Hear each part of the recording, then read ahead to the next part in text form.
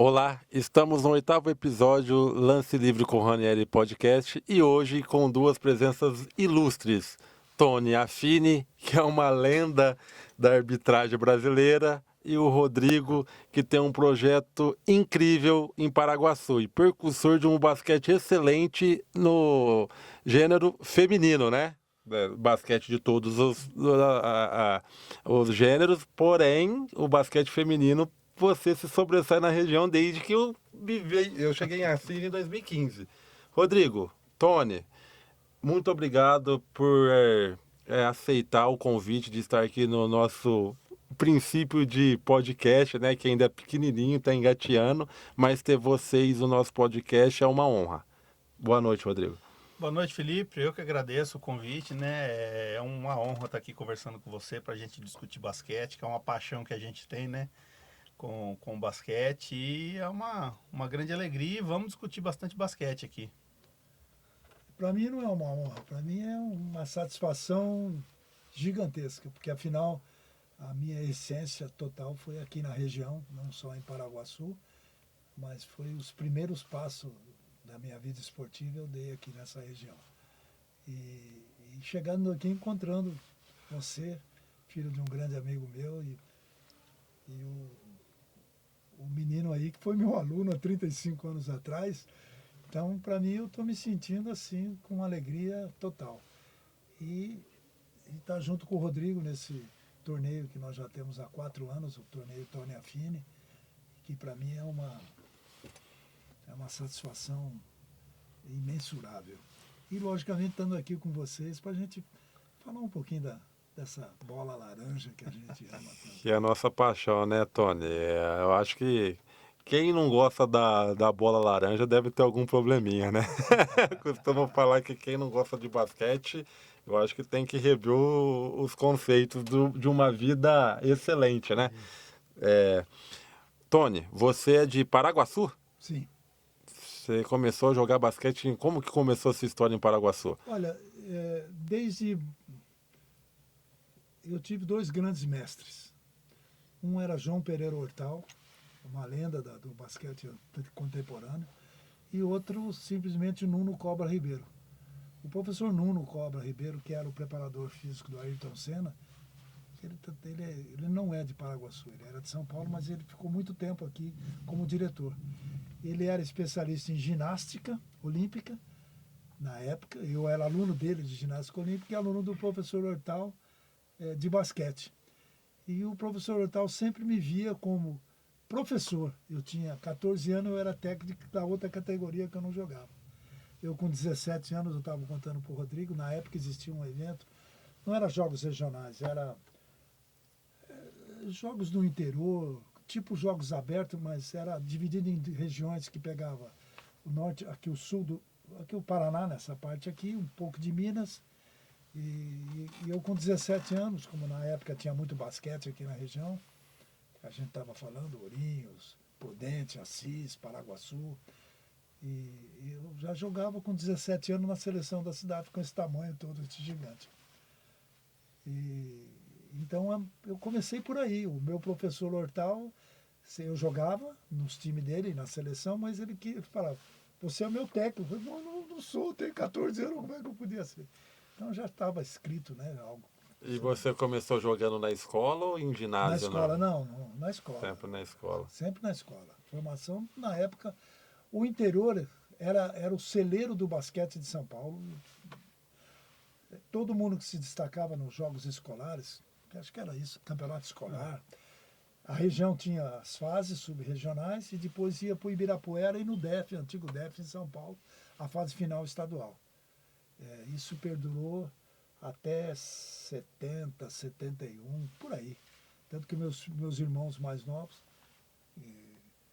jogaram também lá, foram jogar para lá, que era a tradição que tinha. Então, esse basquete estava enraizado, né? Eu saí daqui, tinha uma faculdade de educação física em Bauru.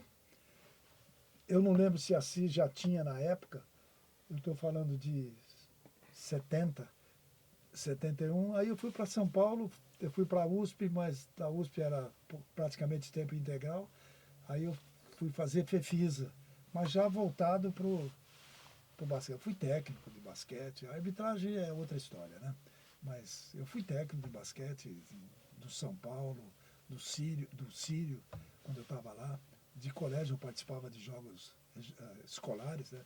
Campeonato escolar, não lembro o nome. E depois a arbitragem já era outra coisa que tem uma historinha boa para contar.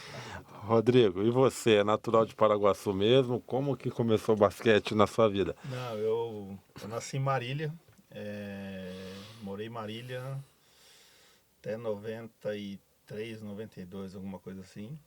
E minha mãe passou no concurso de diretora de escola. E na época que passava no concurso, ela tinha que ir em São Paulo para poder escolher.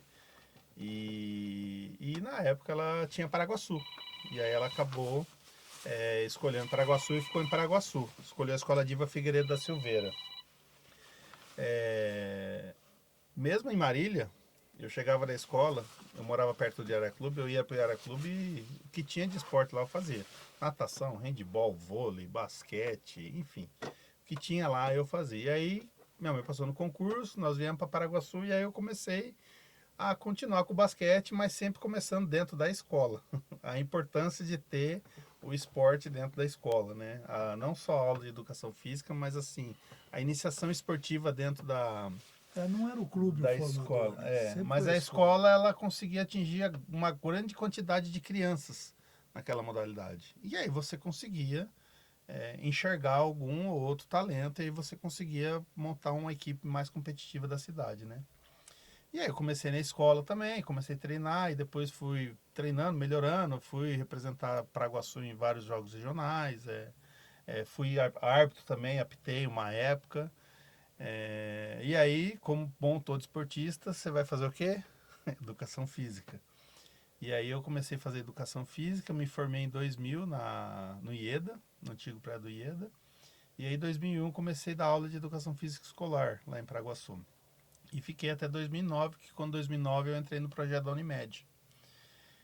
O professor que estava saiu e eu acabei entrando. E aí tô com essa turma do projeto da Unimed até hoje, né? Então vai dar mais de 12 anos com essa turma do projeto da Unimed, né? E com o projeto da Unimed, em 2017, nós montamos uma associação de basquete lá em Paraguaçu. E aí, através dessa associação, a gente está conseguindo vários recursos e conseguindo melhorar a qualidade do que a gente tem ali em Paraguaçu no atendimento com as aulas de basquete, tá? Além das aulas de basquete também, nós vamos fazer o torneio Tony Affini, né? Que vai começar amanhã já, dia 19 de junho.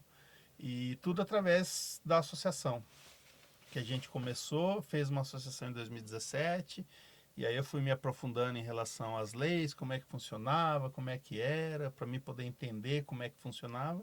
E aí a gente começou a mexer o caldo, vamos dizer assim, né? E aí, graças a Deus, a gente está tendo um bom retorno, está tendo um crescimento, estamos melhorando a qualidade das aulas, a contratação de professores, material de consumo esportivo, bola, uniforme, enfim. Mas eu comecei praticamente dentro da escola com o basquete, né? E depois a gente foi crescendo, mas eu nasci em Marília e depois mudei para Paraguaçu. Rodrigo, Affini, a gente debate muito aqui no podcast a importância da iniciação esportiva na escola, né? Que hoje foi se perdendo porque existe algumas resistências em questão de gestores públicos, em questão de não culpando, tá? Gestor público, o diretor da escola ou os próprios educadores físicos, os professores de educação física, que é visto tipo assim, é aula de educação física? Como a gente vai atrair o aluno dentro da escola para praticar a modalidade do basquete, do futebol, do futsal e do vôlei?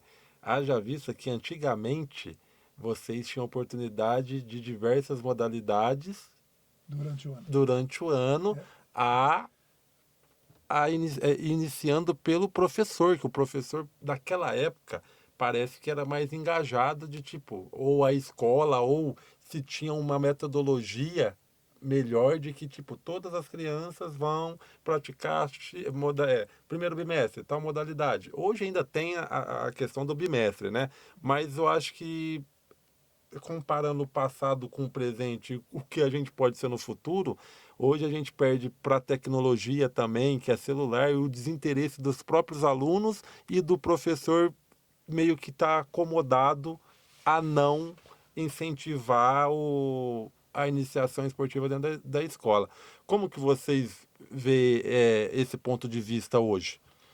Deixa eu colocar isso aí, que esse é um Pode assunto falar. muito delicado. Antigamente, a maioria dos alunos de educação física tinha uma ligação esportiva. Ou ele tinha praticado o esporte basquete, ou vôlei, qualquer coisa assim. A maioria era assim. Era raro o cara que entrava numa faculdade de educação física sem ter algum passado do que ele já tinha feito. E isso mudou. Por que mudou?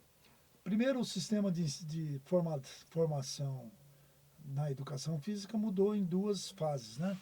Que é como é que chama hoje? Quando é só de 3 anos. Licenciado e bacharel. Começou por aí. Quando começou a acontecer isso, entrou uma outra modalidade chamada personal training. Aí arrebentou tudo. Por quê? O personal training, dentro do salário imenso que o professor ganha, passou a ser mais atrativo ser personal training do que ser um professor enfrentando 40 alunos, sem condição nenhuma, sem bola, que também não tinha bola antigamente. Hoje não mudou, tem lá, mas não mudou muita coisa, fica lá jogado. Então, não é só a tecnologia que atrapalhou. Para você ser um bom aluno, você tem que ser um bom professor. Isso significa formação. Hoje a formação desse profissional de área esportiva, vamos falar assim, ele é meio duvidoso, porque nós não temos mais bons formadores. Os professores estão desistindo de ser professores de uma maneira geral. Você pode seguir o que está acontecendo. O professor é morto, ele é agredido, o carro dele é arriscado, não tem segurança nenhuma, a mãe vai lá brigar com o pai, com o professor, bate na professora. Está aí o noticiário para ver tudo isso. Então isso é um estímulo muito grande para que você possa enfrentar tudo aquilo como um bom formador. Consequentemente, ele deixa de ter um bom formador, que é a universidade, que é a faculdade. Então isso gera um problema muito sério. Quando eu estava falando antes da CBC, os clubes hoje são titulados como formadores. E era o contrário. Antes você era formado na escola, como todos nós, e aqueles que destacavam iam para o clube. Hoje não se fala isso mais. Tanto que os eventos escolares são entidades completamente separadas. Cada um faz uma coisa e é a mesma coisa que a gente estava dizendo antes. Então há um conflito muito grande de campeonato escolar, jogos escolares e CBC. E eles fazem as mesmas coisas, só que cada um quer ser o pai da criança. Aí que está o problema. O que acontece? O clube hoje contrata o especialista de área que ele considera o melhor. E o professor? O professor, ele é o professor de educação física. Aí ele chega lá, não tem bola, não tem quadra, tecnologia, um monte de problema. Como é que ele vai formar? Aí vieram, que é o que o Rodrigo se tornou e está cada vez se aperfeiçoando, os projetos. Os projetos nada mais é que uma gestão, onde você procura dentro do teu conhecimento, dentro do que as leis, que ele é o especialista, que vai falar disso, ela começa a contratar o professor de basquete, de natação, de voleibol, de handebol, e assim por diante. E aí o que acontece? O clube, através dos projetos, que eles que levam adiante, ou conforme ele fez, fundam-se as suas associações, passaram a ser os formadores. Sendo que antes não existia isso. Era a escola que formava. Aí se destacava e ia para os clubes. O interior de São Paulo era o celeiro do basquete de São Paulo. Todas as grandes equipes, de onde eles tiravam os atletas? Das escolas. E hoje não acontece mais isso. Porque há esse conflito, né?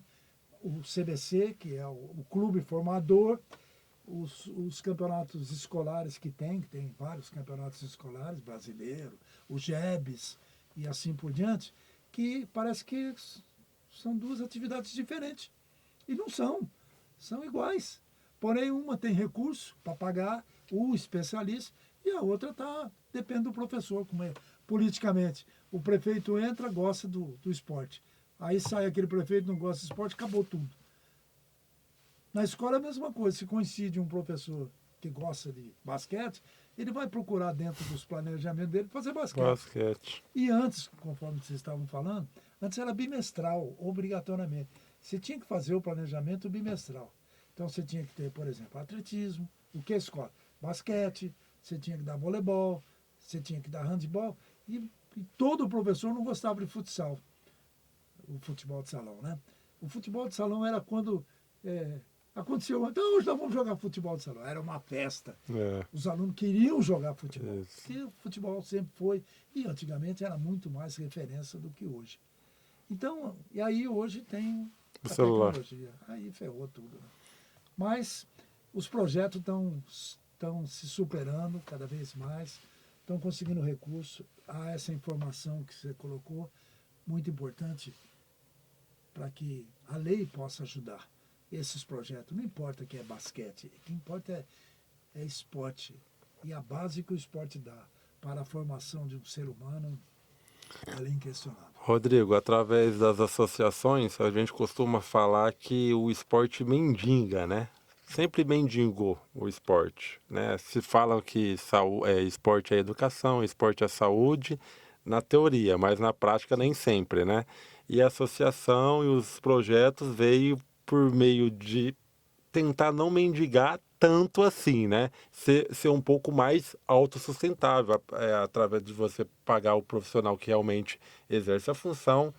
De que forma que você vê a sustentabilidade do basquete, em especial, mas do esporte, através das associações e através da lei do incentivo fiscal, né? Que você pudesse explicar como que é, porque você, na nossa região, é especialista nessa situação de projetos via lei de incentivo fiscal.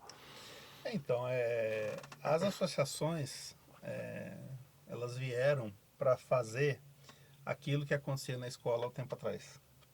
Essa aula para tentar descobrir os atletas. O que acontecia na escola, hoje não acontece mais. N fatores, legislação, componente curricular da educação física que mudou, a questão da faculdade, que agora você sai bacharel, licenciado, o campo de trabalho também que aumentou muito na questão até dos personagens, de academia, enfim.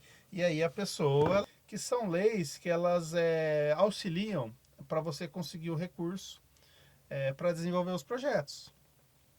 Então, como que funciona? Por exemplo, eu gosto de basquete, quero fazer. Então, você monta um projeto e fala para o Ministério do Esporte, por exemplo, você for trabalhar com a lei federal e fala assim, eu tenho um projeto aqui, eu vou gastar tanto, mas eu vou atender tantas crianças, vou uniformizar todo mundo, vou comprar material, vou fazer isso, vou fazer aquilo. Você autoriza eu ir atrás do recurso?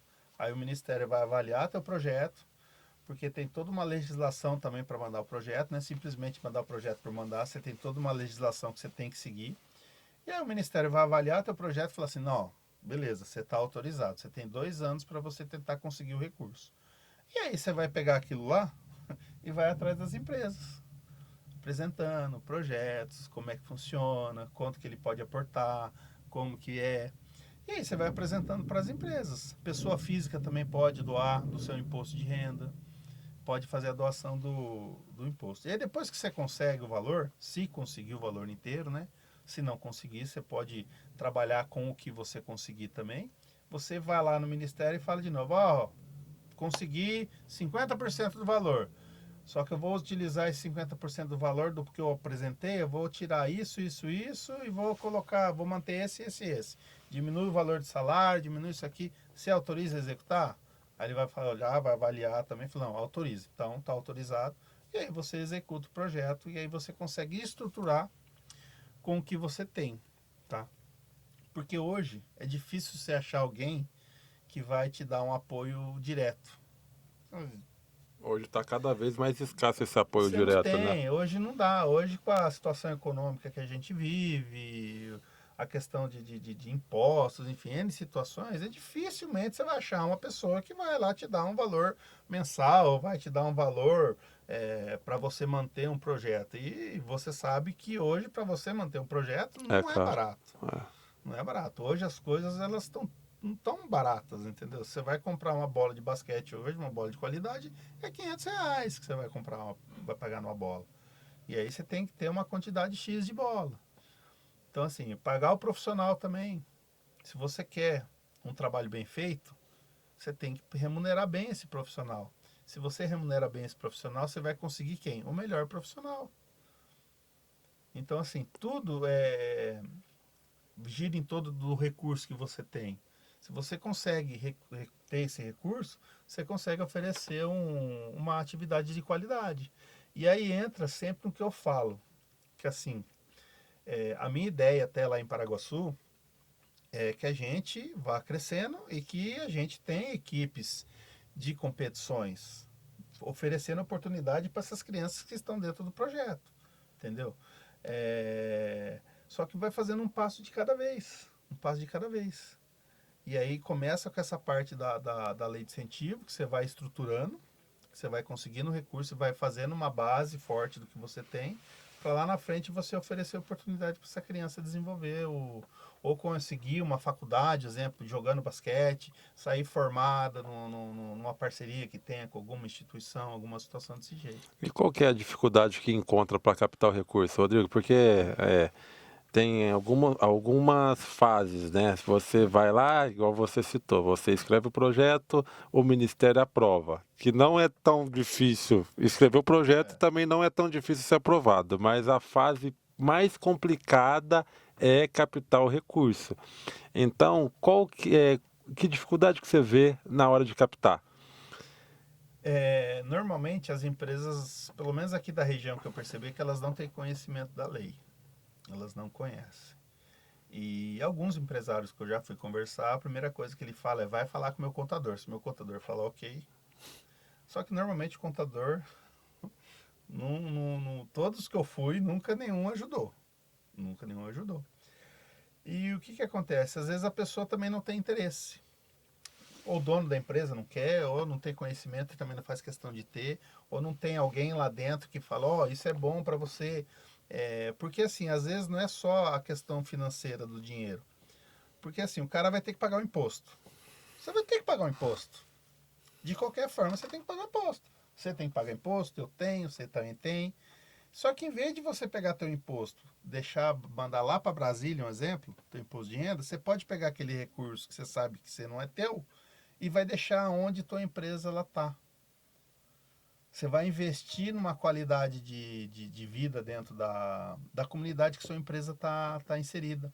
Aí você divulga a marca, você inclui valor na marca. Então aquela marca vai estar nas camisetinhas do uniforme de todas as crianças que estão frequentando o projeto, que vai estar andando na rua.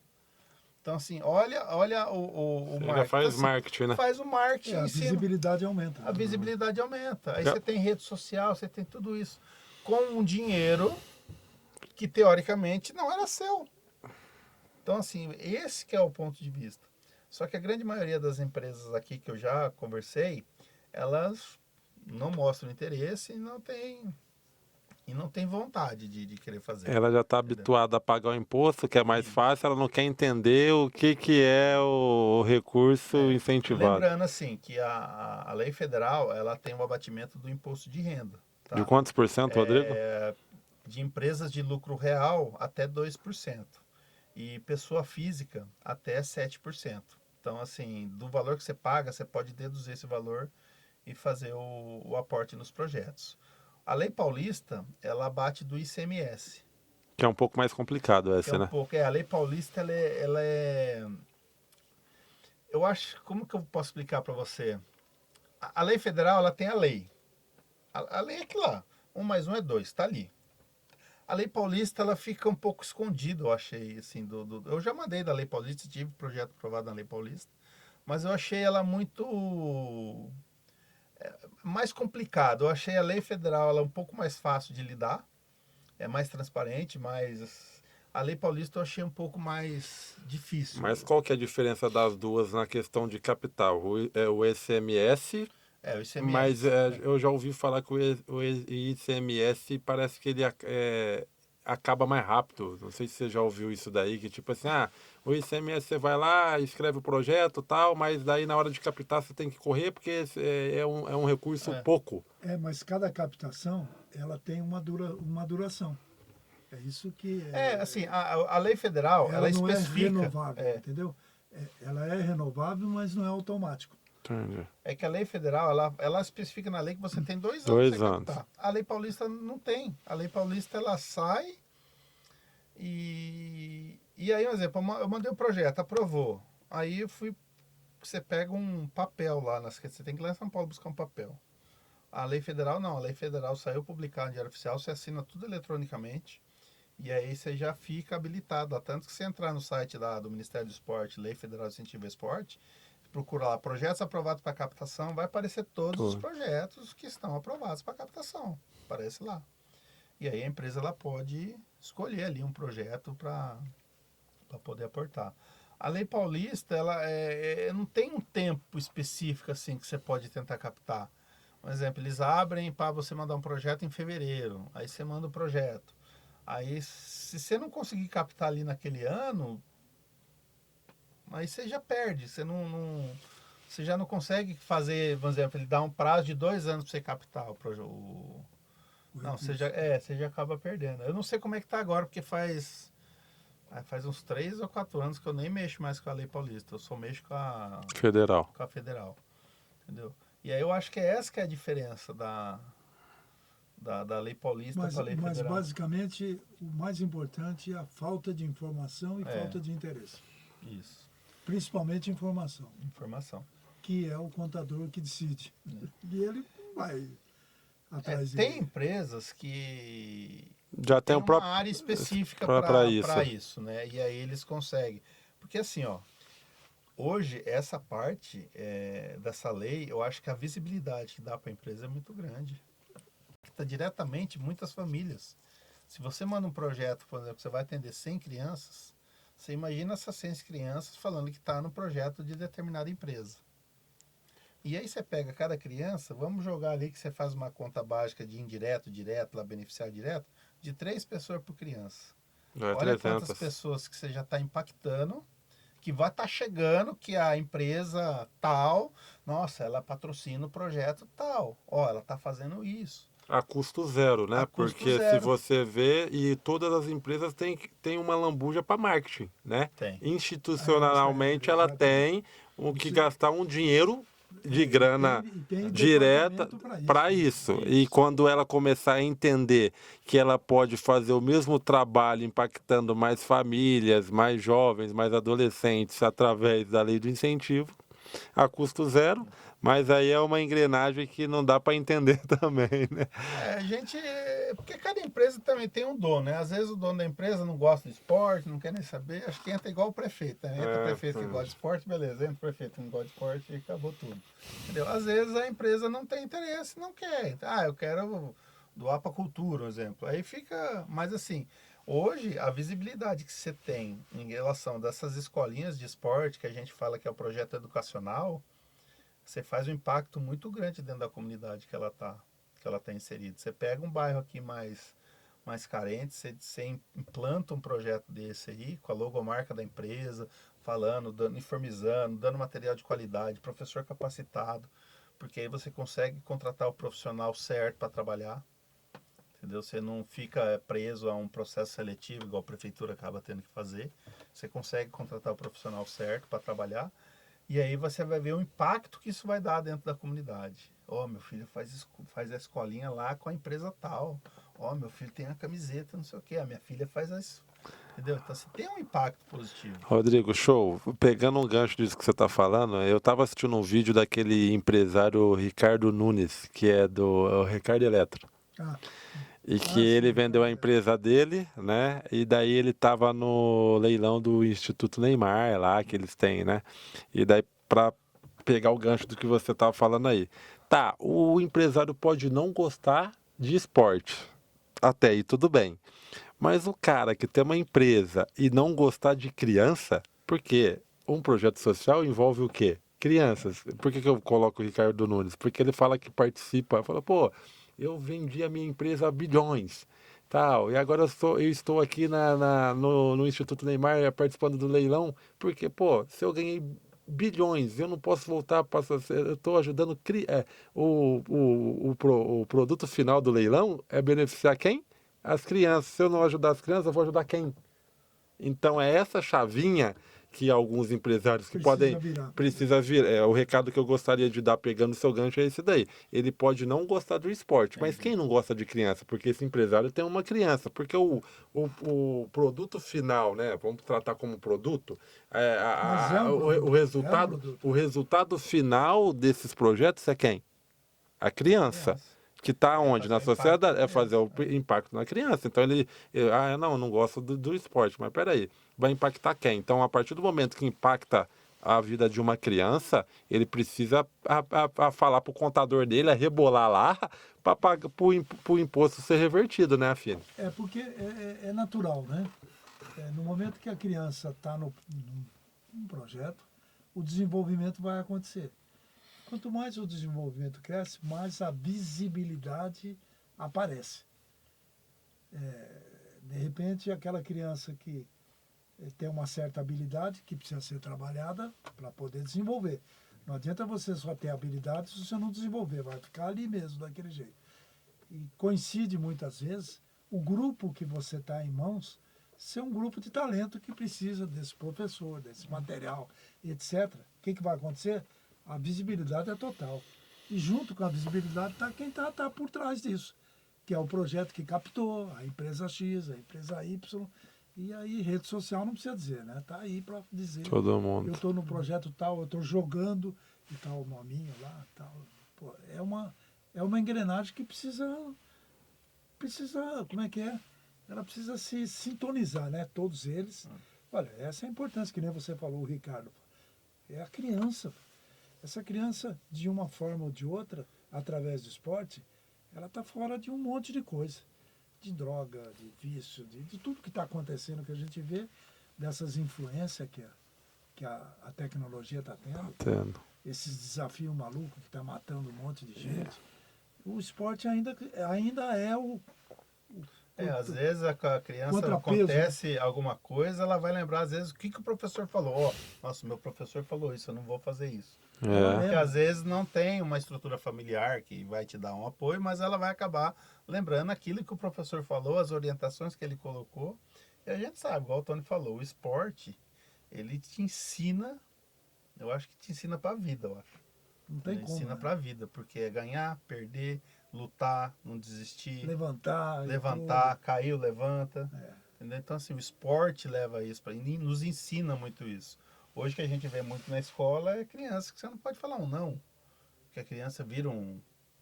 Ah, não sei o que, não sei o que, não sei o que vira um fuá dentro da escola, né? E sempre o professor, ele contou desse professor que mandou. Antigamente você corria, fazia os alunos correr. Era normal, né? Fricção. Hoje você tá E era abusando. castigo. Quando você dava castigo, tu não tinha Cara, corrido. hoje não pode, Não um pode, não não. me toque, né? E o projeto, através do projeto, ele não é obrigado, ele está ali porque ele Quer. quer. Essa é a diferença. O projeto leva a isso, a uma, vamos dizer assim, uma espontaneidade.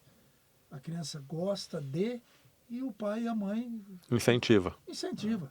Então, ali é uma educação já a mais que está se dando de uma forma espontânea e não de uma forma obrigatória. Obrigatório. E aí, até pegando o gancho, que você pega um projeto desse, que você tem quantidade, você não vai tirar qualidade? Opa! Quanto Você mais você tem faz, melhor, né? 500 meninas, vamos pegar a região aqui, Paraguaçu, Assis, nós colocamos lá que nós estamos quase 1.000 crianças fazendo basquete. Você não vai conseguir tirar 10. 10, 20 E aparece. para se tornar a competição. Então, assim, para você, eu enxergo que para você ter a competição, você tem que iniciar com o educacional, com qualidade, para você conseguir pegar, não, esse aqui tem tino, pode ser que vire jogador, pode ser que vá, mas oportunizando para todo mundo. Tanto que, em cima disso, eu sei disso do Rodrigo, A minha cobrança inicial dele, todo ano que a gente fala direto, né? Você foi para essa escola? Você foi divulgar? Você foi fazer isso? Por quê? Matéria-prima tá ali? Para trazer esse material. Isso. Aí para gerar tudo isso, porque no meio desse material tem um monte de habilidades que a gente não sabe. E de repente tá ali na tua mão. E aí, como é que faz? Você não vai obrigá-la. O pai trouxe ela, a mãe trouxe. Tanto que é uma das coisas importantes que eu sempre falo para o Rodrigo, por conta do projeto que meu filho tem lá em Recife, o envolvimento da família no projeto. Isso é fundamental. Ou seja, a mãe, não é a mãe largar a criança, fica lá. Não para palpitar, mas faz ela participar de alguma maneira, faz ela ir na cantina, vender, fazer qualquer coisa. Para a criança também ver, pô, minha mãe tá aqui, que legal, para ser uma Isso motivação, um é espelho. fundamental. Isso é fundamental. Então, todo ano se tem uma gravação, ele fala, pô, de novo, lá vem ele. Mas vai na escola, divulga, bebe na rede social, faz os convites, traga a mãe. Porque a mãe que leva. O pai raramente leva, mas a mãe leva. Então, mas envolva a mãe.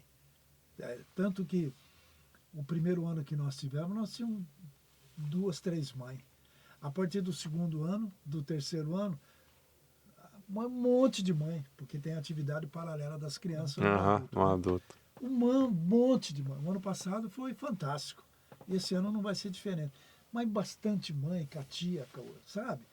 Isso é que move o projeto. Porque quem está por trás do projeto, ele tem que ter motivação também. Ele tem que ver aquilo desenvolver. Não é só a captação do recurso, não é só um projeto bem feito. Ele tem que ter esse retorno.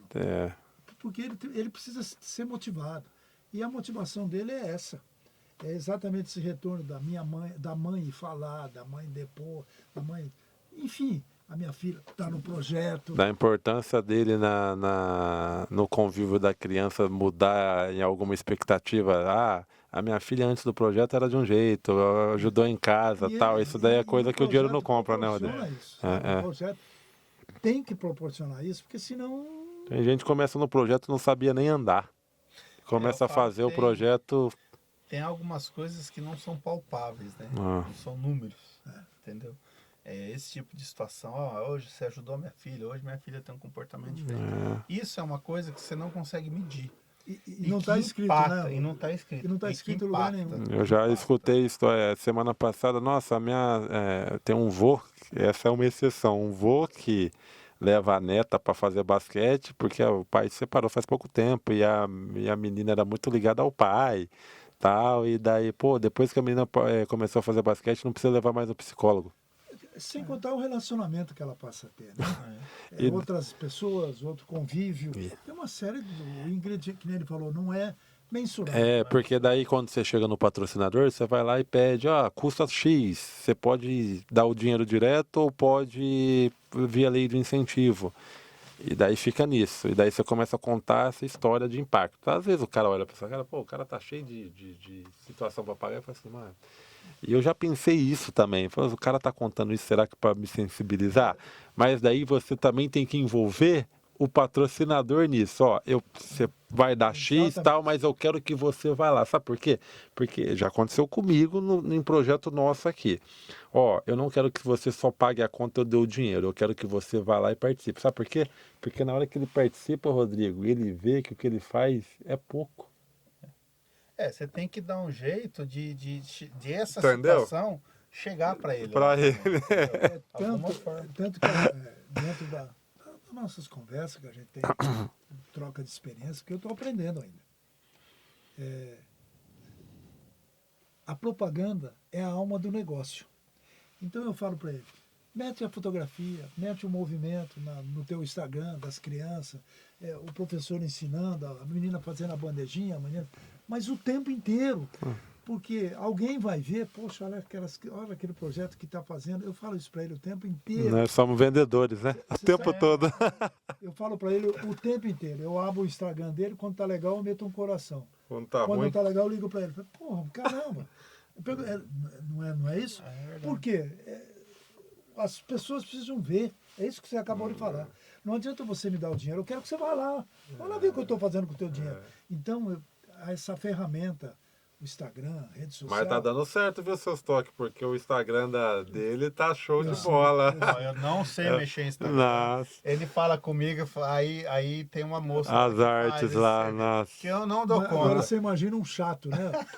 Não, mas é isso daí que faz a diferença. É, Eu mas também não gostava disso daí quando eu comecei a perceber que, pô, cara, você tem que entender que você não gosta, mas você vende. Você é uma, Então, entendeu? você tá vendo o Instagram dele, você viu como é que tá o Instagram. Oh, é. Ou seja, tem que mostrar, cara. Como é que eu vou chegar para você, empresário, e falar um projeto que você não tá Ninguém vendo? sabe. Não, além de não saber, por falta de informação, ele não tá vendo. Ele tem que, é isso que você acabou, tem que ver. Aí eu, A história do que não é visto não é lembrada, né? mas eu sei muito bem o que é isso.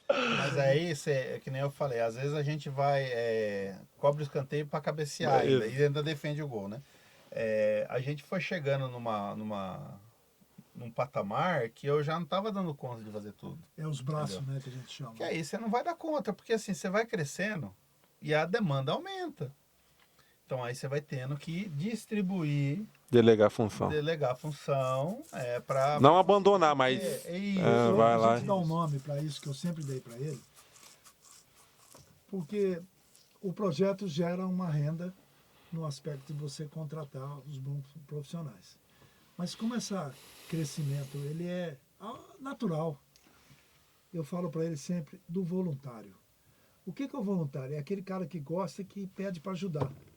Ele não é remunerado no primeiro momento. Então, eu sempre falei para ele, arrume voluntários. Eu sei que é difícil arrumar voluntário, principalmente específico. Mas se você arrumar voluntário, amanhã, dentro desse crescimento que ele faz, dessas captações que tem, desse envolvimento, esse voluntário pode se tornar um profissional remunerado. Mas o voluntário é a alma do negócio.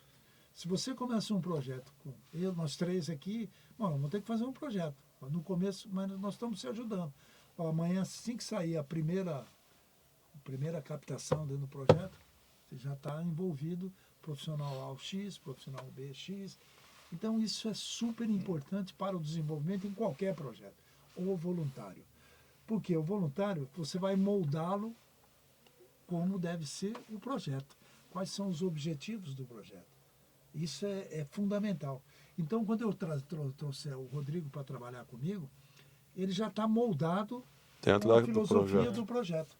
Isso é um aspecto que a gente aprendeu ao longo do tempo para você moldar realmente o projeto, como você falou, começo, meio e o futuro, não é fim, é o futuro. E o futuro é você ter profissionais engajados com o projeto inicial, com a primeira filosofia. Ou seja, quando eu passo a bola para você, eu sei que vai haver continuidade. E não o prefeito saiu, não tem continuidade. Porque o produto final é o mesmo do inicial, né? Porque ele moldou. Aí aquele profissional que está com ele hoje foi voluntário no início do projeto. Eu sei que é difícil isso, é muito difícil, ainda mais nos dias de hoje. Mas é um princípio com base. Porque quando eu passar a bola para você, eu tenho a certeza que você vai continuar. É muito difícil isso, mas é por aí que tem que acontecer. Tanto que o projeto já existe desde 2017. O projeto do meu filho tem 17 anos já. E começou desse jeito. Era um bando de gente e vai, como a própria criança, né? Vai afunilando dentro do desenvolvimento, dentro do talento, da capacidade. E o profissional é a mesma coisa. Não tem como. Ou seja, não é que você foi escolhido, você comprou a ideia. É muito bonito. Isso que esses caras fazem, eles são loucos. Mais loucos do que eu. Mas eu sou um pouquinho mais louco. Vai junto. Vai junto, né? Vai incentivar. Rodrigo, a dificuldade de se fazer basquete feminino. Ó, você vê pela Eu não vou falar quantidade. nada, eu vou ficar quieto. Você vê assim, até pela região que não tem poucos lugares que tem assim o basquete feminino, né? Eu vejo assim, na nossa região nós temos um parceiro muito forte que é a Unimed. A Unimed ela tem um projeto lá do CTU que ela começou em Paraguaçu em 2005. Esse aqui? É. Bonito. Faz 25 anos que esse projeto está lá. Não, 25 não, 20 anos. 20 anos. 20 anos que esse projeto está lá. Que é um projeto que ele nasceu em Ourinhos, naquele anos dourados de Ourinhos, né, que ganhava tudo, que aí tinha um projeto lá e a Unimed patrocinava o time. E aí um médico, se eu não estiver enganado, eu não lembro o nome do médico, que ele foi trabalhar na Centro-Oeste, na Unimed Centro-Oeste, e levou isso aí e ofereceu para algumas singulares, para algumas Unimeds. E na época a Unimed de Assis aceitou e aí desenvolveu o projeto lá em Paraguaçu. E estamos lá até hoje. Então, assim, tendo esses parceiros, fica um pouco mais fácil. Mas, assim, o feminino, ele tem umas particularidades. O feminino, ele é diferente de você trabalhar com o menino. O menino, você vai lá, você dá o treino, você briga com ele, você faz, tem que fazer isso, presta atenção, exige. O feminino, você já tem que tomar um certo Cuidado, né? cuidado na hora de você, às vezes, chamar a atenção, de você conversar, de você falar, de você ensinar. Eu acho que as meninas aprendem mais rápido que os meninos, os fundamentos. Só que tem todas umas individualidades delas que acaba, às vezes, dificultando o desenvolvimento mesmo do basquete. Desse tempo que eu tô, o que eu observo é assim, às vezes dentro ali você tem um grupo de meninas que é a dominante, vamos dizer assim. E se por um acaso chega uma menina e essa menina não é aceita por esse grupo, normalmente essa menina desiste, ela não continua. Coisa que você não vê no masculino, quando você vai trabalhar com masculino. As meninas, elas vão pro treino, ou elas começam a treinar, porque vai com uma amiga ou com um grupo de amigas. Ela não vai assim. Complicado. É difícil você ver uma menina que ela vai por vontade própria. Espontaneidade, Ou né? ela vai porque uma amiga convidou, ou porque viu, ou porque o ano passado mesmo eu tinha uma sala inteira, a mesma sala de aula, lá treinando. Porque uma começou, aí a outra levou para amiga, a outra levou, eu sei que tava a sala inteira da escola lá que tava treinando basquete lá. Então as meninas têm essa. Esse poder de envolvimento. Isso. E ao mesmo às tempo vezes, e que acaba criando, às vezes, situações que, enfim, que acaba complicando toda a dinâmica do treino. Teve uma vez, uma situação, eu tinha um timinho legal, por causa de uma mexerica que a menina levou no treino, eu não sei se ela não ofereceu para as outras, acabou com tudo. Nossa. Pensa num fuá que ficou por causa de uma mexerica. Aí eu tive que fazer todo um trabalho, juntar as meninas, senta aqui, vamos conversar, tá assim, sabe? Fazer trabalho tipo de psicólogo, né? A gente acaba sendo tudo junto. Para conseguir ter aquele grupo de novo. Porque se tornou uma. Nossa, eu falei, eu vou perder a equipe inteira. E aí eu tive que fazer todo esse trabalho. Então, assim, as meninas têm umas certas particularidades que às vezes acaba dificultando um pouco o processo de você ensinar e que os meninos não têm. Tá? Os meninos acabam, vamos dizer assim, mais fácil, mas assim, fica menos difícil, vamos dizer assim.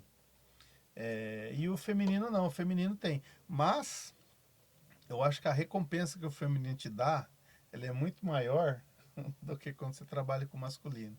Porque quando você vê que você tá lá, que a menina vai, ou ela desenvolve, ela aprende um determinado fundamento e ela consegue fazer isso, ou ela consegue jogar, você vai no jogo, você vê a evolução dela. É impressionante. É impressionante. É algo assim que. Mas não é fácil. Não é fácil. E aí junta muita coisa. Afine, fazer basquete feminino não é mais complicado, é mais barato em termos de alto rendimento, né? Mas ao mesmo tempo, se formar um time de basquete feminino não é fácil, né? Você percebe até pela LBF, né? LBF. É o mesmo grupo que vem jogando há quantos anos? E agora o LBF está dando abertura, está vindo muitas jogadoras de fora. Estrangeira, né? Não é estrangeira, sul-americanas. Porque antes não existia basquete sul-americano. Não existia Argentina, não existia Paraguai, não existia Colômbia, não existia ninguém. Hoje, as equipes do LBF têm a maioria são argentinas e colombianas. Porque houve um desenvolvimento muito grande nesses países e o Brasil não teve esse desenvolvimento. Tanto que o Brasil hoje perde do Equador, perde do Chile, categoria de base. E aí, só que os campeonatos deles, regionais, as ligas deles, ainda por incrível que pareça, o Brasil é mais atrativo. Porque o Brasil é de Paula Hortência, campeão do mundo, Olimpíada, terceiro lugar de Olimpíada, segundo vice-campeão de Olimpíada. Então ainda tem essa referência. Só que antes, com exceção da Karina, que era argentina, todas eram americanas. Você lembra disso no auge? Hoje não. Hoje você pega as equipes, todas as equipes, só tem colombiana, argentina jogando. Peraí, o que aconteceu? Essa parte do Brasil ter ficado para trás tem a ver com gestão, Afine? Total. Então, dá uma aula de gestão para nós aí. Eu vou Olha, te fazer uma pergunta para facilitar. O quão a gestão influencia na diferença de como era o nosso passado, é o presente e o que a gente espera do futuro? Porque você cita aí que hoje o Brasil perde para o Equador, para a Argentina, perde para todo mundo. E por quê? esse é um assunto muito delicado. Delicado. Mas a gente tem que falar, a gente discute muito isso. A gente começou conversando hoje sobre isso. Tem que haver um planejamento. Primeira coisa, tem que haver um planejamento sério de base, que é o que nós estamos falando. Se não tiver uma formação justa, como ela tem que ser, sequencial, nós não vamos colher futuro nenhum. Você pode ver, hoje as principais jogadoras nossas jogam em qualquer lugar do mundo por aí, estão jogando por aí. Tem jogadoras de WNBA, tem duas ou três jogando, se não me engano, no WNBA, e o resto está jogando na Europa. Até Portugal, que não tinha basquete, hoje está disputando a Euroliga, é um negócio incrível, que não tinha basquete feminino.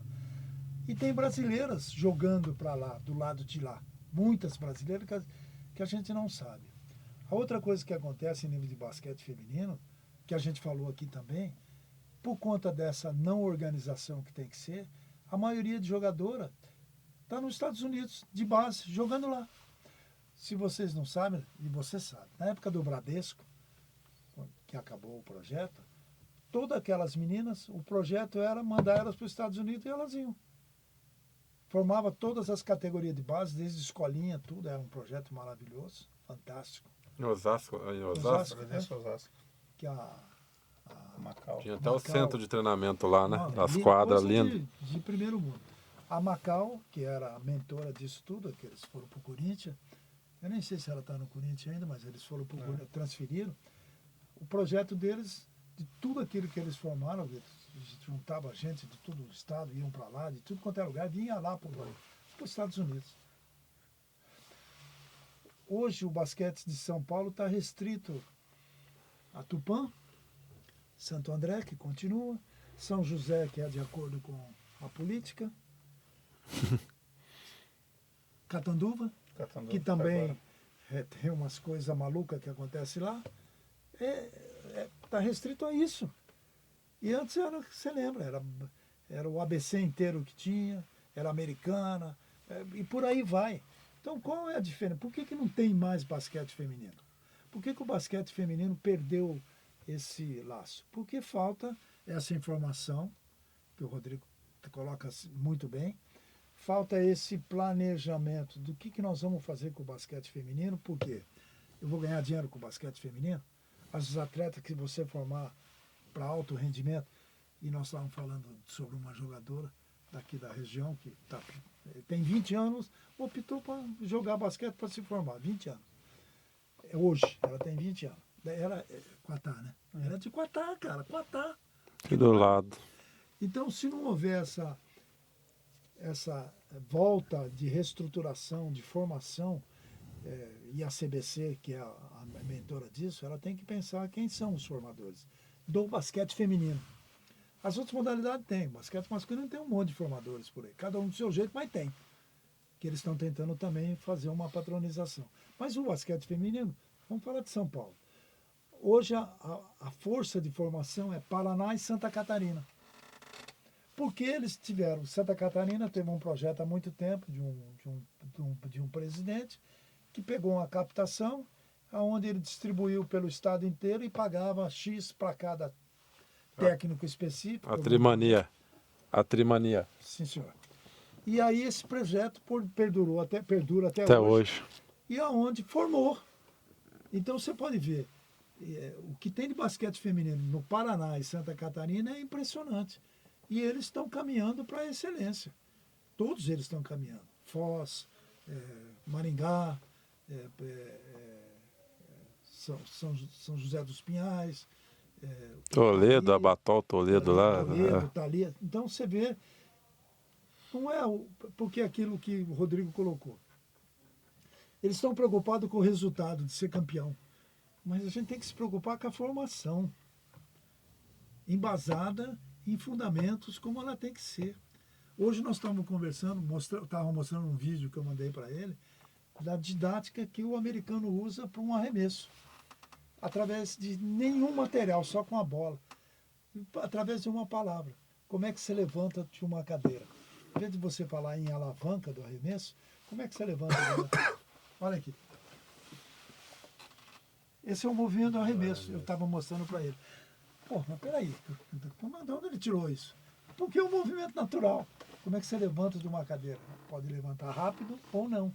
Depende da tua idade, né, também. Então, o futuro depende dessa distribuição do basquete feminino na base. Hoje, nós citamos 4 nomes. Se tiver mais um ou dois por aí, clube, né? Clube, nós estamos falando de clube. Mas tem um monte de associações que quer ter bom basquete feminino como a nossa. Mas ela depende da sequência. Então, Ourinhos foi campeão de tudo há muito tempo atrás e ficou parado quanto tempo? Voltou agora, né? Voltou agora. E está voltando, parece que com um pouquinho mais. Engateando, né? Porque antes existiam os nomes dos caras que gostavam do basquete. E aí ele apoiava, botava o dinheiro dele. Era normalmente gente que tinha dinheiro. Ourinhos era assim. Sorocaba era assim. A Minercal na época. Prudentina na época. Presidente Venceslau. Então tinha aqueles malucos que tinha dinheiro e gostava. Quando esses caras morreram ou saíram de cena, olha o que aconteceu.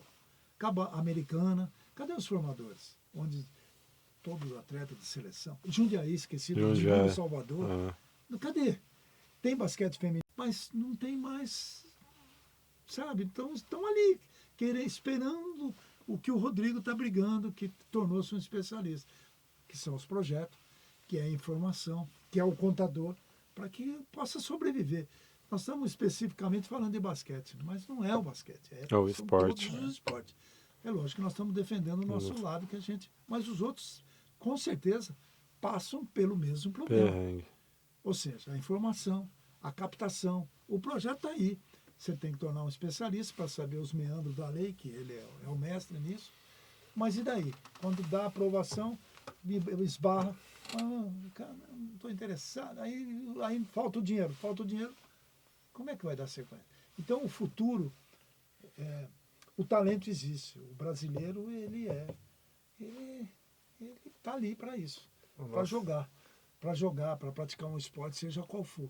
Mas precisa ter esse trabalho para o futuro. Porque a primeira coisa que a mãe fala para o filho, o que é? Você precisa trabalhar. E ele está jogando basquete. Porque ele precisa ajudar. O basquete não está dando dinheiro para ele.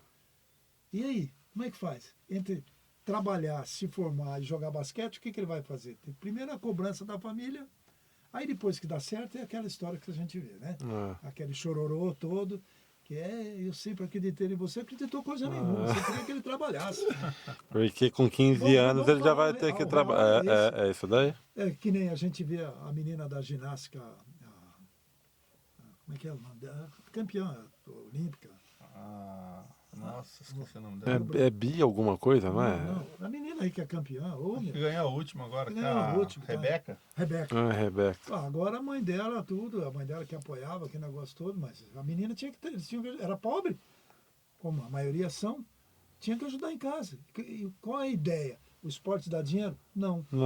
Tem que trabalhar. Então os componentes são muito grandes. Aí o basquete feminino, olha pessoal, não é de hoje que está desse jeito. O basquete feminino vem de muito tempo, capengando, vem de muito tempo. a ponto de diminuir os formadores. Como é que pode?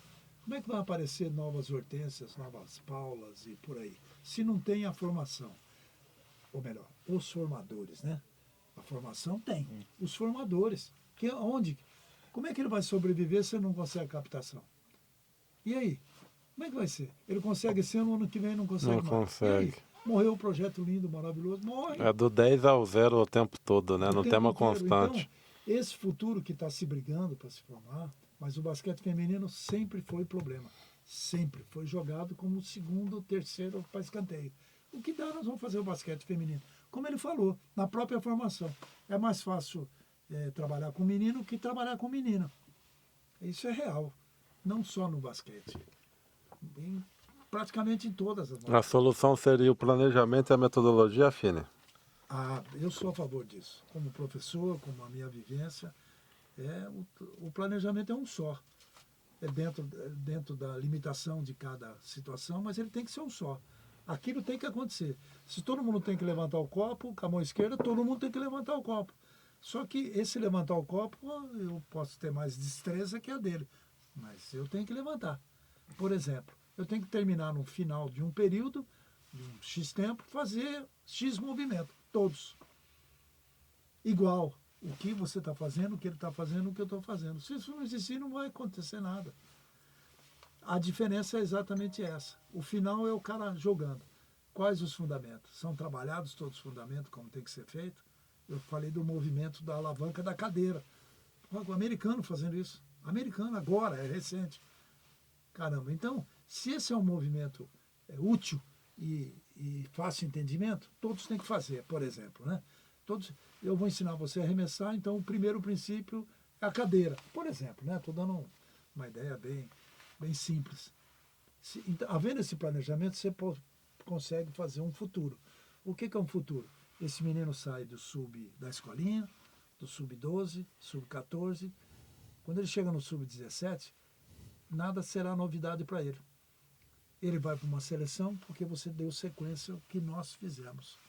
Aí há uma possibilidade de desenvolver talento, de ter futuro, do Brasil voltar a figurar. Tudo bem, o Brasil foi campeão da última Copa América, agora vai ser no Chile, agora mês que vem, né? Se não me engano. Começa Copa América vai ser no mês que Chile. vem, Tá.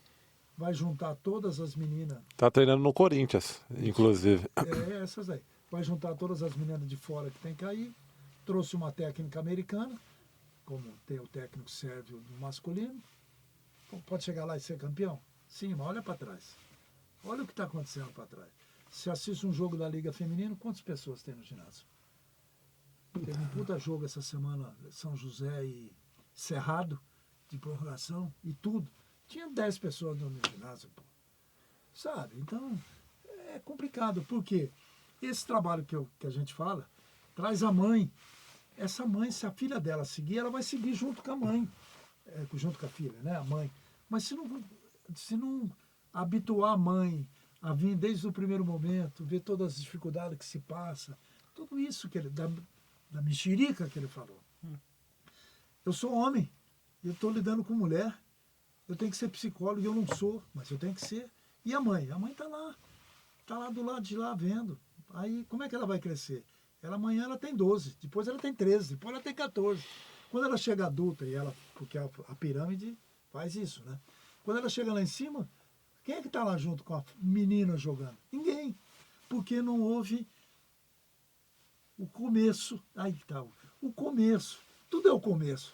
Se você não cria hábitos, me desculpe, cara, não vai dar em nada. Aí o basquete feminino continua renegado, aos tropeços, todo mundo lutando. A LBF foi criada, tem com 12 clubes. Interesse voltou, está tendo jogadores de outro país. Mas a base nossa está a desejar, muito a desejar. Tem muitas formações de associações e nós citamos 4 clubes, 5 clubes de categoria de base menor que forma. Como é que pode sobreviver? Em vez de eu ter 200, eu tenho 20.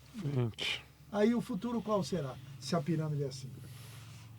Há solução? Claro que há solução. Material existe. Cara, se você fazer uma repescagem aqui na tua cidade, Você vai ver quantas crianças grandes tem na rua andando por aí. É. Outro dia, lá em Recife, eu moro em Camaragibe, eu fui no supermercado, uma menina de 11 para 12 anos, do teu tamanho, meio gordinha, com a avó. Eu parei ela, parei a menina. 2 vezes eu cruzei com a menina, na segunda vez eu parei. Quantos anos você tem? 11. Desse tamanho, desse tamanho. E aqui, se vocês começarem a observar, e aí, como é que faz para Para atrair. atrair essa criança? Para atrair a mãe? Qual é a possibilidade? Isso, tudo que ele falou. É, Qual a mãe que não quer ter isso para sua filha? é, Então, mas precisa cabeças parar, pensar, planejar. executar. Para executar. E não pode ficar adiando, e nós estamos adiando há muito tempo isso. Eu perguntei para ele e vou perguntar para você. Quem é o nosso ídolo do basquete masculino hoje? Ídolo.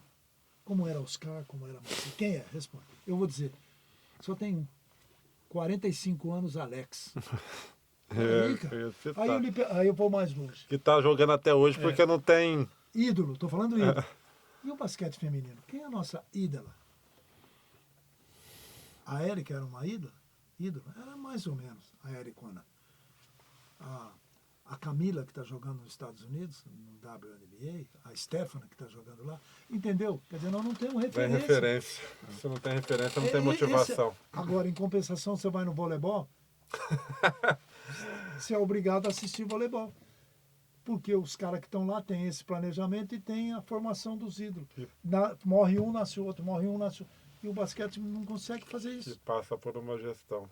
E olha que o futebol, o vôlei ainda tem os seus percalços de gestão, né? Exatamente. Então, quando a gente fala disso, eu estou citando isso. Se vocês me crucificarem, por favor. Não. Eu quero que me aponte um ídolo do basquete, um ídolo do basquete feminino. Ídolo. Ídolo é aquele que todo mundo... Fotografia, assim. Sem contar que muitos nem sabem, né?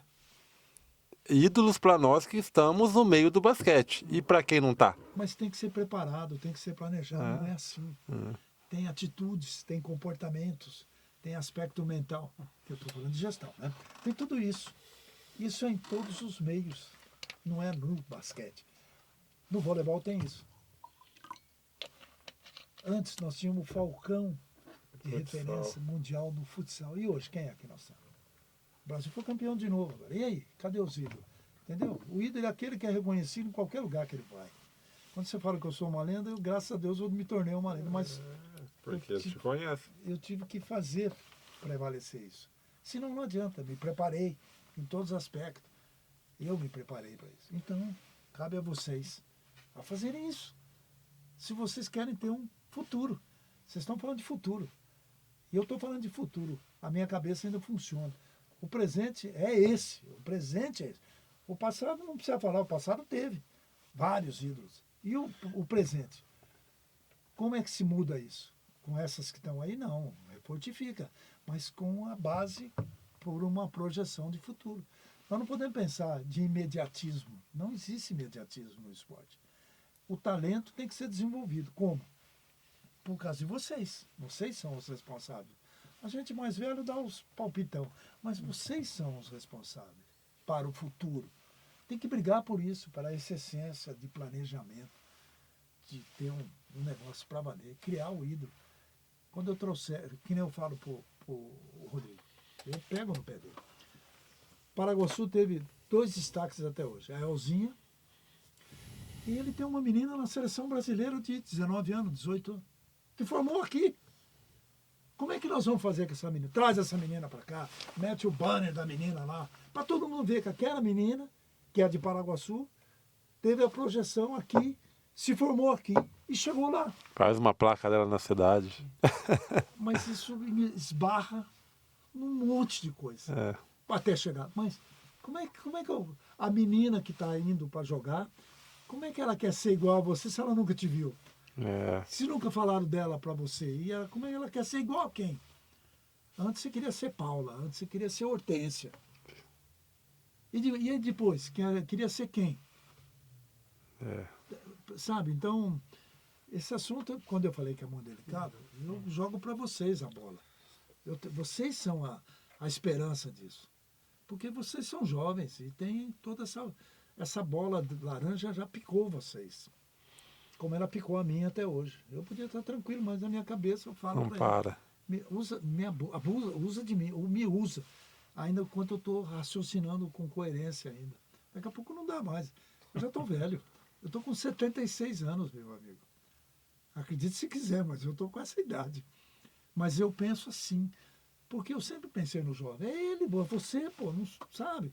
Mas vocês têm que olhar dessa maneira. Não pode olhar Que é o complicado. que é o complicado. Que é o que Porque os dificulta. ingredientes são muito. Ele falou uma verdade. Essa é a verdade. O sub-12 não quer formar, tem que ser campeão.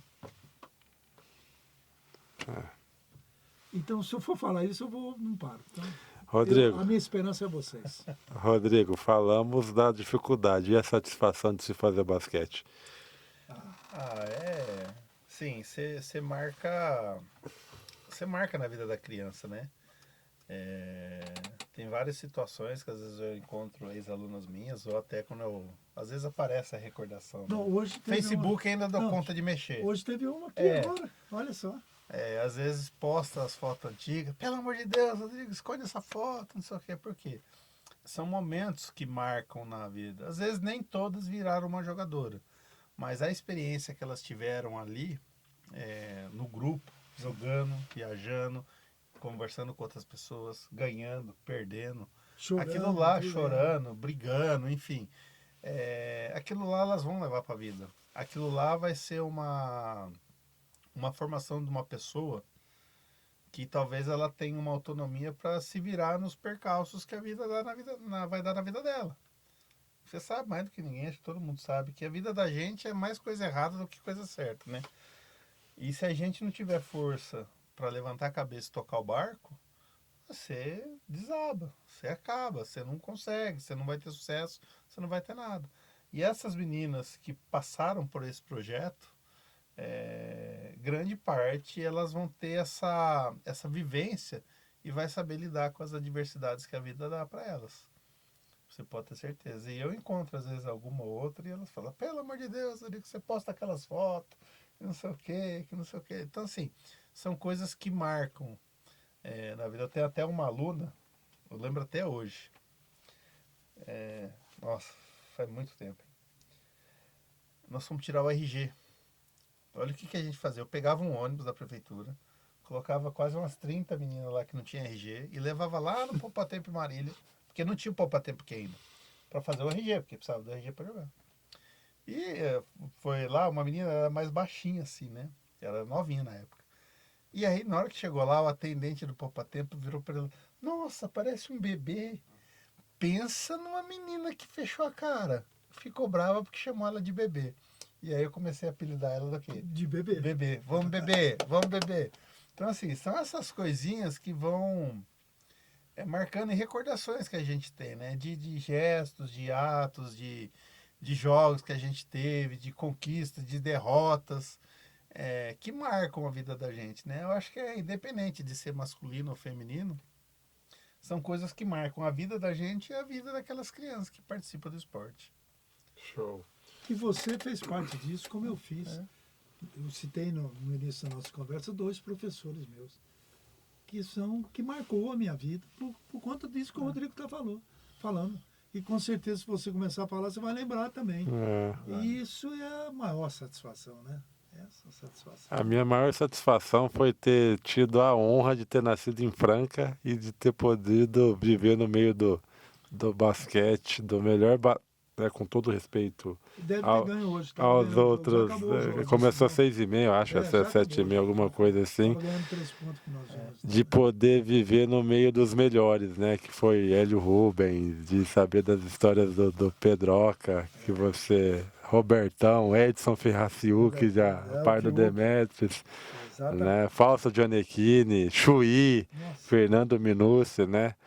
E daí tentar, né? Transferir essas situações de ter vivido lá atrás, de ter visto como meu pai viveu no meio desses esportistas aí e tentar transferir, se a gente conseguir fazer 10% disso na nossa região, que está longe do centro, né? com pessoas que agregam, Essa é uma dificuldade muito grande. com pessoas que agregam realmente no basquete. Pegar você, né, que tem um projeto incrível em Paraguaçu, que faz aqui em Assis também, não separar. E realmente não separar, saber da importância do Rodrigo. O Rodrigo faz bem feito isso. Rodrigo, eu preciso que você me ajude nisso para a gente fazer uma situação a longo prazo e que seja autossustentável. Que você não cruze, corra para cabecear e ainda defenda.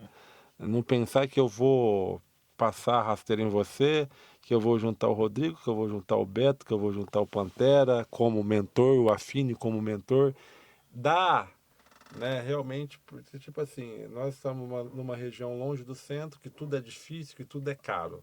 Como que a gente faz para minimizar esses fatores que deixam, né, escassa a nossa estrutura? Mas em cima disso tem uma coisa muito importante que nós falamos e eu tenho que passar a bola para vocês dois. Vocês têm que ser referência. É o que ele está sendo, o que você está sendo. Quando você cita esse podcast, tem que ser referência. Não importa. Ele tem que ser referência. Porque lá na cidade XY, alguém tem que enxergar, por isso que a gente fala. O que vocês estão fazendo, cara? Eu quero ser igual ao Rodrigo, eu quero ser igual a você. Quando a gente falou do ídolo, é isso que eu estou querendo dizer. Eu preciso de referência. Se o Rodrigo desenvolveu tudo isso, ele teve que ir atrás, ele teve que aprender, ele caiu, ele levantou. Você é a mesma coisa, com todas as dificuldades. Você está dizendo que é a 8ª entrevista. Você acabou de dizer. Ou seja, você está lutando para ser referência, velho. Se você não lutar para ser referência, desculpe, fecha a porta. Foi o que eu falei para ele. Eu quero ser igual ao Rodrigo. O projeto do meu filho lá em cima, no Nordeste, é referência. Mas inclusive, ele ajudou o meu filho de projeto. O Captação Federal, você lembra? Só que tem que ser projeto. Ou seja, tudo bonitinho, tudo organizadinho, tudo lindão, todo mundo uniformizado, tudo o que você está fazendo aqui. Você tem que buscar a excelência. Porque eu quero ser igual a você. Eu quero, na minha cidade, criar um programa desse. Igual a quem? Igual a você. Eu quero ter um projeto igual. Então, eu estou passando essa bola, essa responsabilidade para vocês dois. Se vocês não pensarem assim, me desculpe, meus amigos. Para de fazer, né? Para de fazer imediatamente. Imediatamente. Isso daí não é ser soberba nenhuma, né? Não. É ser referência. É ser referência. Você vai fazer uma coisa que você melhor. É o que eu estou dizendo para ele, cara. Eu não quero vir para cá para ser homenageado. É uma honra para mim. Eu quero vir ajudar, eu quero contribuir, porque eu sei disso, eu sei que é assim que funciona. Então, quando o Rodrigo falou que eu tinha, pergunta se eu posso ir. Não foi o que eu falei? Pergunta se eu posso ir. Porque eu tenho que dizer isso para vocês dois. Com todas as dificuldades, vocês têm que ser referência. Mas, para isso, tem 2 ingredientes que eu falo para ele o tempo inteiro e vou falar para você. Você tem que se preparar, e muito. Não é pouco. E tem que acreditar. Se você não botar esses 2 ingredientes, véio, você me desculpe. Se você não estiver preparado, você vai bater na primeira, se vir agora. Você cai. Você cai. E eu falo para ele o tempo inteiro. A minha encheção em cima do Rodrigo é isso. Se prepara, velho. Vamos lá, cara. Seja o melhor. E eu vejo isso. Esse crescimento eu estou vendo. Eu quero o ano que vem, se Deus quiser que eu voltar, eu quero ver você gigante. É sério, cara. Você citou Franca. Por que eu me tornei o que eu me tornei? Foi por causa de um monte de jogos, mas principalmente dos jogos que eu ia apitar lá em Franca, velho. Porque apitar lá em Franca eram 2. A segurança toda, quem mandava era o cara que era virou presidente da Varig, na época era o nome dele, um baixinho. Ou seja, a polícia que não fazia de acordo com o que a Franca queria era transferir para outro lugar. Eu sei disso. Mas eu aprendi. A minha base de enfrentar todos esses problemas foi Franca, porque eu enfrentava a Franca. Adquiri o respeito enfrentando Franca, Hélio Rubens e companhia. Que os irmãos dele não eram fáceis. Principalmente o Totô. Então, é isso que eu... Mas como é que eu me preparei? É o que eu falo. E muito. É o que eu falo para você. Estou falando para você. Você quer ser o melhor? Seja a referência. Se prepare. Aí, velho. Fala isso. Show. Rodrigo, Tony, estamos chegando no momento do lance livre. E o momento lance livre eu vou explicar para vocês como que é. No momento lance livre você falou, você falou, mas a gente é patrocinado pelo House 630, que é um lanche, né? Não dá para vir aqui ficar falando e daí o momento lance livre é a hora que o House 630 chega para você bater o lance livre. Como que você bate esse lance livre aqui? Rapaz, Você deixa uma mensagem sim. para as pessoas que estão nos assistindo. Uma mensagem, pode ser uma mensagem, ou pode ser uma história que você viveu com o basquete, que seja importante, legal, engraçada. Daí é com vocês. O lance livre é seu agora, afine, e depois que você bater o lance livre, é o Rodrigo. É seu. Eu estava te ensinando o movimento, faça agora. Nossa, olha só, pegou de surpresa a pauta, hein? Essa você não estava preparado, hein? Essa eu não estava preparado de forma nenhuma. Eu falo assim, que você tem que acreditar no seu potencial, que todo mundo tem um grande potencial, e que não desista na primeira adversidade que aconteça. Lute sempre, que eu falo para as meninas lá, que eu acho que independentemente da vitória ou da derrota, nós temos que entrar em quadra e nos doarmos o máximo possível para tentar buscar a vitória. Que o adversário, se ele conseguiu a vitória, seja por mérito dele, não por nossa passividade ou porque nós não lutamos o tanto que a gente poderia lutar. Então que você entre dentro da quadra, dê o seu máximo para tentar conquistar a vitória, que às vezes a vitória não vem. Mas que não é porque a vitória não veio que você abaixa a cabeça, não. Você erga a cabeça, veja os seus erros e toque o barco para o próximo jogo, você ir lá e conseguir a vitória. Show de bola. Afine? Olha, eu tenho, em cima disso, eu tenho duas frases que inclusive estão na FIBA. Os árbitros podem sorrirem. Agora você pode sorrir, porque você fez um trabalho bem feito. Porque se você observa os árbitros, é difícil eles sorrirem. E eu digo que eles podem sorrir. E o teu sonho só é possível se você acreditar. Mas eu preciso de pessoas que acreditem em nós, como o The Original House 630, que está acreditando no seu trabalho. Sem essas pessoas, fica muito difícil. Então a gente tem que agradecer, que é a outra parte. A gratidão tem que, independente, ela tem que estar junta. House, por exemplo, acreditou em você. Ela acreditou. Mas você, como disse o outro, tem que acreditar em você também. Porque é possível. Eu sou um exemplo. Eu sou de Paraguaçu Paulista para o mundo, velho. Porque eu acreditei. E algumas pessoas acreditaram em mim, como hoje a House. O House, o Ivo Standes. O Ivo Standes. Aqui a gente está também no... Eu acredito nesse potencial seu, que é super importante. É a facilidade que todos nós temos de vir falar o que nós fazemos, do que nós gostamos. Então, se eles acreditam em nós, então a gente só tem a agradecer a House. O Ivo Standes, o espaço do Estúdio de Línguas e Letras da Unesp, que ninguém imagina que tem. Então, essas pessoas acreditaram em nós, e nós acreditamos. Então, o sonho é possível, gente. Como você falou que eu sou uma lenda, eu agradeço, mas é porque eu acreditei que era possível. Como o Rodrigo, como você. Então, a gente só tem que agradecer as pessoas que acreditam em nós. Hoje, a universidade, através do laboratório, a House e o Stands. Então, a gente... É bom que as pessoas acreditem em nós. E eu sei que cada um de vocês acredita em vocês. E que nós seja referência que nem o Afine, né? Isso. Estamos trabalhando para isso. Esse é o meu desejo, que eu falo o tempo inteiro. Estou falando para você, que para mim foi uma alegria grande revê-lo. Teu pai, um abraço grande. E um ex-aluno meu, que fiquei mais feliz ainda. E com essa grata surpresa, nosso muito obrigado a House, de acreditar no que está sendo feito, que continue nos apoiando. Rodrigo, muito obrigado mais uma vez por ter aceito o convite. As portas estão sempre abertas para você divulgar o seu projeto, falar de basquete. Afine, sempre que você vier nessa região, já está mais que convidado. Quando ele falou que posso levar o Afine, eu falei, opa, na hora. Eu ganhei um lance livre de graça. Fico muito feliz. Muito obrigado, viu? É uma honra voltar para a minha região, sabe? Vocês não têm ideia o sacrifício que eu sei, mas voltar para cá recarregar minhas baterias, ter conhecido o Paulo. Pessoa simpaticíssima, não participou à distância, mas está vendo o que a gente está fazendo. Então, eu estar aqui na minha região, que aqui foi minha formação em tudo, eu joguei aqui em Assis, eu participava, tive grandes amigos aqui em Assis, na região. Então, eu estar aqui, vocês não têm ideia o que é isso, esse prazer, essa satisfação de poder ir rever vocês, né? Que é o mais gostoso. Como ele disse, aquele aluno falou, professor, você lembra de mim? Que essa é a satisfação. Muito obrigado. Opa! Curta, comente e compartilhe. O 8º episódio Lance Livre com Ranieri Podcast.